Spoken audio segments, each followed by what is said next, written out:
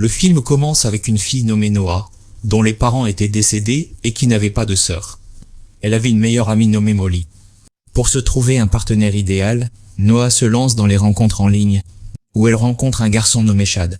Il décide alors d'avoir un rendez-vous. Ils se retrouvent dans un restaurant chinois où Noah et Chad dînent. Mais Noah n'a pas aimé le comportement de Chad.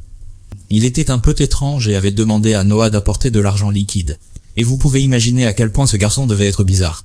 Noah n'a pas non plus aimé le manque d'hygiène de Chad et après le dîner, elle lui dit qu'elle ne peut pas avoir de relation avec lui. Ce à quoi Chad se met un peu en colère, insulte Noah et s'en va. En se dirigeant vers sa voiture, Noah a l'impression que quelqu'un la suit. Mais en réalité, c'était un homme ordinaire. Noah raconte ensuite tout à sa meilleure amie Molly sur son expérience de rendez-vous. Mais en travaillant à la maison, l'attention de Noah était constamment attirée par les sites de rencontres. Un homme lui envoie une photo obscène et Noah pose son téléphone. Noah se rend ensuite au supermarché, où tout le monde lui semble étrange. Alors qu'elle faisait ses courses, elle y rencontre un homme nommé Steve. Steve était assez drôle et ils ont une petite conversation. Ils échangent également leur numéro de téléphone. Et de nouveau, Noah en parle à sa meilleure amie Molly et lui dit aussi qu'elle ne veut plus de rencontres en ligne. Elle veut rencontrer un garçon dans la vraie vie. En rentrant chez elle, Noah reçoit un SMS de Steve et ils se retrouvent le soir dans un bar. C'était leur premier rendez-vous et cette fois, Noah appréciait le moment. Le barman était Paul, l'ex-petit ami de Molly. Puis Noah et Steve entament la conversation. Steve mentionne que ses parents sont aussi décédés. Il est médecin, expert en chirurgie plastique. Ils enchaînent ensuite plusieurs verres. Noah trouve Steve mignon et gentil, et c'est pourquoi ils s'embrassent. Ensuite, ils vont tous les deux chez Steve où ils deviennent intimes. Au début, Steve n'est pas très entreprenant, mais il finit par suivre Noah et la nuit se passe ainsi. Le lendemain matin, quand Noah se réveille, Steve dort encore, et elle prend une photo de lui endormi. Noah commençait aussi à apprécier Steve et, en prenant sa douche, elle explique à Molly tout ce qui s'est passé la nuit dernière entre eux. Molly demande à Noah le compte de Steve sur les réseaux sociaux, mais elle lui répond que Steve n'est sur aucun site. Ce que Molly trouve un peu étrange. Ils ont commencé à passer plus de temps ensemble et tous deux appréciaient la compagnie de l'autre. Steve propose à Noah un voyage ou une surprise l'attend, ce que Noah accepte. Noah parle également de ce voyage à Molly, qui lui dit simplement de faire attention à elle et de rester en contact. Steve était prêt avec la voiture et il part avec Noah. Il s'éloignait de la ville en voiture, et c'est pourquoi le réseau du téléphone de Noah a commencé à faiblir et elle n'a pas pu donner sa position à Molly. La nuit, Steve et Noah arrivent à un chalet qui appartient à Steve. En entrant, Noah remarque que l'endroit est rempli de peintures très étranges. Mais Steve leur prépare un verre à tous les deux, et en buvant, Noah perd connaissance et tombe au sol. Et c'est là que le film commence vraiment. Quand Noah reprend conscience, elle est dans une chambre. Elle ne comprend pas ce qui s'est passé, mais Steve l'avait enchaînée. Noah commence à avoir peur. Elle demande à Steve de la détacher, mais il ne le fait pas. Noah pensait qu'il allait la violer. Mais Steve ne voulait pas la violer. Il l'avait amenée ici pour faire autre chose. Steve lui dit qu'il va vendre sa chair et qu'il la gardera ici jusqu'à ce qu'il ait vendu. Petit à petit, la plus grande partie de son corps. Il y a des gens dans le monde qui aiment manger de la chair de jeunes filles et le travail de Steve était de leur fournir cette chair. En entendant cela, le sol s'est dérobé sous les pieds de Noah. L'appel de Molly n'aboutissait pas, alors elle lui envoie un SMS, mais c'est Steve qui répond depuis le téléphone de Noah. Il lui envoie alors une fausse localisation et une fausse photo. Noah crie de toutes ses forces et découvre qu'il y a une autre fille dans la chambre d'à côté, que Steve a amenée ici tout comme elle.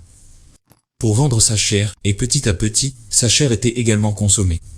La fille d'à côté s'appelait Penny. Elle explique que Steve amène ici des gens de la ville qui n'ont pas de famille, pour que personne ne vienne les chercher. De l'autre côté d'elle se trouvait une fille nommée Melissa, qui était devenue folle et ne faisait plus que fredonner. Molly s'inquiétait pour Noah. Elle cherche Steve sur Google mais ne trouve aucun médecin de ce nom. Elle comprend alors que quelqu'un d'autre utilise le téléphone de Noah. Elle recherche l'image sur Google, qui était en fait une photo téléchargée depuis Google. Et maintenant, Molly sait que Noah est probablement en danger. Pendant ce temps, on voit Steve découper des parties du corps des filles et les emballer. Il les met dans une boîte avec certains de leurs vêtements intimes pour que l'acheteur puisse se sentir plus proche de la fille. Et ces boîtes sont envoyées à leur destination. Noah dit à Steve qu'elle veut prendre une douche, et Steve l'emmène à l'étage où Noah cherche juste un moyen de s'échapper. Saisissant l'occasion, Noah s'enfuit, mais Steve la rattrape, la jette au sol et Noah perd connaissance. Quand Noah ouvre les yeux, elle ne sent plus certaines parties de son corps car Steve lui a administré un anesthésiant. Noah lui demande ce qu'il va lui faire, ignorant toutes de ses intentions.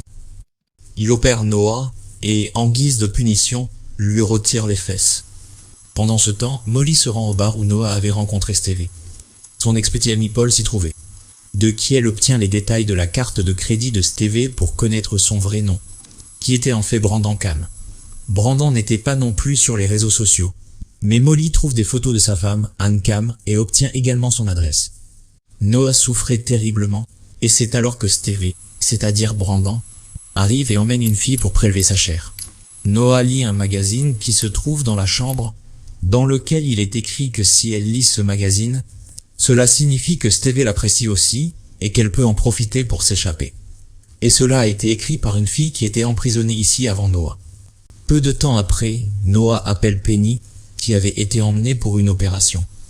Penny était encore en vie et souhaitait une mort horrible à Brandon, ainsi qu'à tous ceux qui aiment manger leur chair. Molly était également arrivée à l'adresse où vivait Anne. Elle envoie sa position à Paul et lui dit qu'elle se rend chez Anne, et que s'il n'a pas de nouvelles, il doit venir la chercher ici. Molly se rend chez Anne et l'interroge sur Noah, mais Anne nie que son mari puisse faire une chose pareille. Noah demande à Steve quel goût a la chair humaine. Steve trouve cela un peu étrange et dit que son goût est unique, différent de tout ce qu'on a pu goûter auparavant. Pendant ce temps, Molly était avec Anne quand son mari Steve, alias Brandon, est arrivé. Il prétend ne pas connaître Noah. Mais Molly appelle discrètement le numéro de Noah et le téléphone sonne dans la poche de Steve. Steve est démasqué, mais Anne arrive par derrière et frappe Molly, la faisant perdre connaissance. Dans la scène suivante, Steve vient voir Noah et lui demande pourquoi elle l'a interrogé sur le goût de la chair. Elle faisait délibérément semblant d'être gentille avec lui. Steve lui donne des vêtements et s'en va. On découvre alors que la femme de Steve n'a plus une de ses jambes. Il est possible que Steve l'ait également capturée ou qu'il l'ait épousée. Ou alors, Anne le soutenait pour rester en vie. Dans la scène suivante, Steve découpe à nouveau la chair d'une fille, l'emballe et la met dans un grand réfrigérateur où se trouvent les parties du corps de nombreuses autres filles. Steve découpait une fille avec une grande scie dans son jardin, et on y voit un symbole du diable. Le soir, Steve dîne avec Noah, qui a beaucoup de mal à s'asseoir. Noah lui demande depuis quand il mange de la chair de jeune fille. Il répond que la première fois, c'était à l'âge de 19 ans, et qu'il avait beaucoup aimé.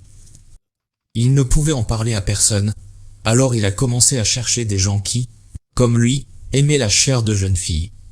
Il a découvert qu'il y en avait d'autres comme lui dans le monde entier qui aimaient en manger.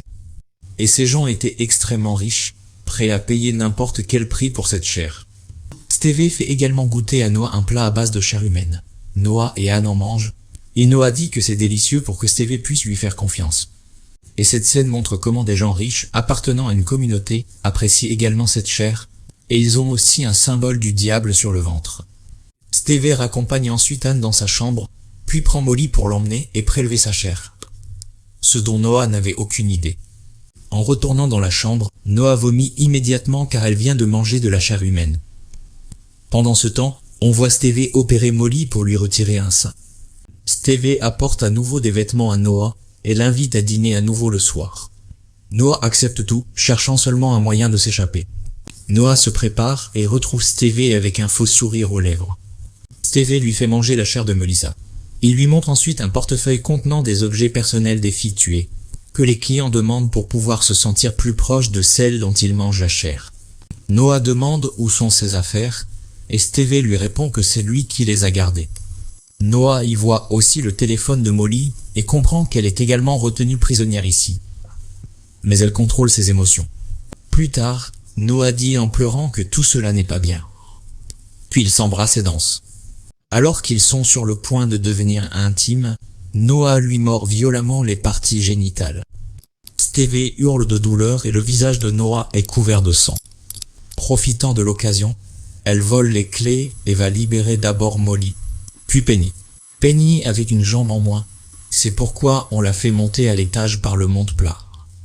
Stevie s'y trouve, mais Molly et Noah le frappent et le blessent. Stevie se relève et s'approche de Noah, mais cette fois, Penny la sauve. Ensuite, les trois femmes lui donnent une bonne leçon. Et là, on voit Paul arriver à la maison de Stevie. Il cherchait Molly, alors que Molly, Noah et Penny s'enfuyaient. Mais Stevie sort de l'intérieur avec une arme, ce qui fait fuir Paul. Les trois femmes se cachent dans la forêt et Stevie vient chercher Noah. Pendant ce temps, la femme de Stevie, Anne, arrive et voit qu'il y a beaucoup de sang à l'intérieur. Elle comprend que les filles se sont échappées. Dans la forêt, alors que Stevie cherche Noah, Molly l'attaque par derrière. Les trois filles le rouent de coups et à la fin, Noah tue Stevie en lui tirant dessus avec sa propre arme. Et les trois sont maintenant en sécurité. Noah avait laissé son téléphone quelque part et elle part donc à sa recherche. Anne voit le corps de Stevie et dit à son employé de le mettre lui aussi dans le réfrigérateur. Elle rencontre ensuite Noah et prétend s'être elle aussi échappée de Stevie. Et elle veut venger Stevie en étranglant Noah. Mais Noah essaie de s'échapper en lui enfonçant une clé dans la gorge. Mais Anne elle la rattrape de nouveau. Elle était sur le point de la tuer, mais Molly remplit son devoir de meilleure amie et bat Anne à mort.